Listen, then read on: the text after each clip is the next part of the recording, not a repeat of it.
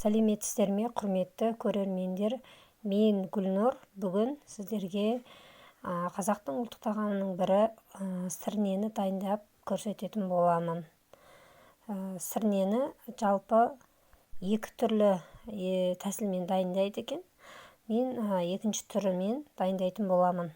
Егер сіз бұл каналға тіркелмеген болсаңыз, тіркеліп кетіңіз және соңына дейін көруге шақырамын. Ал ендеше біз кеттік. Етімді қойдың 2 жілік етін қоспасымен алдым да, оған тұз, лаба жапырағым бар қалғанын салдым және кішкене бұрыш салып араластырып алдым.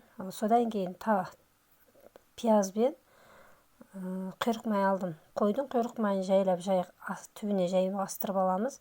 Содан кейін пиязды салдым. Оның үстіне етімді жайғастырып, пешке қойып, ең жоғарғы отқа 15-17 минуттай қуырып аламыз. Араластырмаймыз. Тек өз майы қуырылып, майы шығып, сорпасы шыққанға дейін қатты пешке қоямыз. Кейін мен тауықтың жұмыртқасын алуға келдім. Маған 2 тауық 3 жұмыртқа сыйлады. Мен алып, оны қамыр дайындауға кірістім. Қамырымызды мен 10-12 адамға дайындаймын. Ары қарай мен бұл жерде 4 жайма жасап жатырмын. Негізі 12 адамға 2 жайма да жеткілікті. Мен артығымен дайындап жатырмын. Сіздер 2 жайма жайсаңыздар жетеді. Бір осындай қырыққабатты алдым. Оны толықтай турап, сосын сұйық майға қуырдым, пияз қосып қуырып алдым. Оған ажика қоссаңыздар да болады. Ажика деген кез келген дүкенде табылатын тұздық. Оны қоспай-ақ қойсаңыз да болады. Ол өз қалауыңызға байланысты.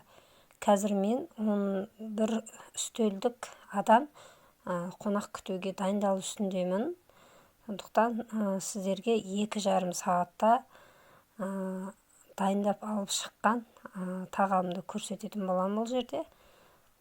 Біз қазақ әрдайым қонақты жақсы көретін халықпыз. Қонақ әрдайым ырысымен келеді деп айтып жатады ғой. Сондықтан сіздерден қонақтарыңыз әрдайым ырысымен келсін, тілектеспін. Қазір мен турап алған қырыққабатыма ажикамды, тұзымды қосып, жақсылап суы шыққанша қуырып жатырмын. Енді сірнемді сәл араластырып қоям, бірақ толықтай емес, суы шыққан екен. Оны тағы да 1 сағатқа қалдырдым. Кейін менің қуырып жатқан қырыққабатыма қызылшаны да қостым, әдемі түс берсін деп. Ұсақтап турап жібердім. Байқағаныңыздай өте ұсақтадым. Піспей қалмасын деп. Өте керемет әдемі қызғылт түс шықты.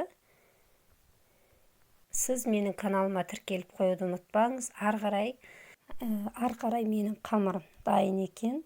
Мен 4 бөлікке бөліп алдым. Әдемі оны жаймалап осылай. Дайын болған қырыққабатымызды салып, гүлханым жасап шықтым. Өздеріңіз көріп отырғандай, осылай әр қайсынан 4-5 гүлханым шығып отырды. Осылай 4 жайманы толық 4 мәртебәркаға жайғастырып, оны қатты пешке 20-25 минутқа қалдырдым. Келесі кезекте ыдысқа майды құйып ысыттым да, картоп сәбізімізді осылай кезек күйінде бір-бірлеп салып, қызарғанша қуырып алдым. Енді сізде картопты ыстық майға қуырып алуға болмаса, духовқа салып пісіріп алсаңыз да болады. Ары қарай салат дайындауға кірістім. Жүгері, сосын кептірілген нан, қақталған тауық еті, оның үстіне тұздалған қияр салдым және 1 жарты алма алдым.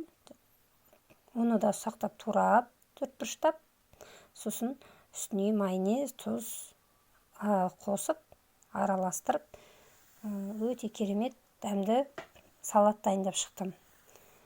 Сіздерге де ұнады деген ойдамын. Салатым ұнап жатса, сіз лайк басып, комментарийға жаза кетсеңіздер. Үстіне безендіру үшін қара күнжіт қостым. Міне менің керемет әдемі салат болып шықты. Келесі табағымыз, оған жеміс кесіп салып әсемдеп жатырмын. Сіздер үйде әрдайым жемісті турап саласыздар ма, әлде турамай саласыздар ма? Ол туралы да комментарийға жазып кетсеңіз болады, өз пікіріңізді айтып. Мінекейіңіз менің керемет жеміс салған табағымда дайын болды. Дастарханыма жайғастырдым. Сонымен менің жемісім дайын болды. Келесі кезекте әрдайым дастарханнан түспейді, ярымен қызанақ. Осыны турап безендірдім. Мен мүмкіндігімше сіздерге барлық 2,5 сағатта дайындаған тағамдарыммен бөлісуге тырыстым. Сіздер де қандай тағам пісіруге болатын, болмаса қандай салат дайындасам болатыны туралы пікіріңіз болса, ұсыныстарыңыз болса, онда төменге жазып кетсеңіздер болады. Менің қызанақ пен қиярдан дайындаған табағым дайын.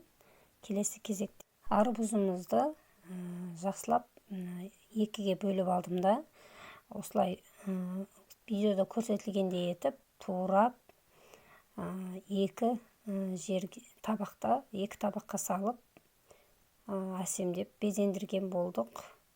Сонымен қонаққа жемісіміз де дайын болды. Осылай біздің салатымыз, жемістеріміз барлығы дайын. Енді кезекте сірнеміз пісіп дайын екен. Енді оған жаңа қуырылған картопымыз бен сәбізімізді сірненің бетіне бір-бірлеп жайғастырып, оны тағы да бір 5 минутқа қалдырамын. Тағамда сіздер де жасап көріңіздер, міндетті түрде ұнайтынына сенімдімін. Біздің тағамымыз дайын екен. Қазір мен байқағандарыңыздай картоп, сәбізді бір-бірден бөлек ыдысқа салып алдым. Кейін сірнеміз әдемі піскен екен, оны да жақсылап табаққа жайғастырдым. Жаймалап сорпасын байқағандарыңыздай видеода картоптың үстінен қойып қойдым. Себебі картопқа сорпасы сіңсе, ол да дәмді болады. Келесі кезекте гүлханымды үстіне бәрін салған жоқпын. Байқасаңыздар, үстіне 7-8 ғана данасын салдым. Әсемдеп қалғанын қалдырдым, өйткені бәрін салуға симайды. Сіздерге 2 жайма жетеді деп айтқам. Сол себептен 7-8 данасы ғана жеткілікті. Енді картопты үстіне жаймалап, бір-бірлеп салып шықтым. Сосын сорпасын үстіне құйып жібердім. Сондай дәмді қонағыма керемет ас болды. Сіздерге де ұнайды деген сенімдемін. Осымен менің қонақтарымның дастарханы дайын. Сіздерге бірнеше рецепті көрсеттім. Ұнайтынына сенімдімін. Сіздер де жасап көріңіздер. Сіздермен болған мен Гүлнұр. Назарларыңызға рахмет. Сау болыңыздар.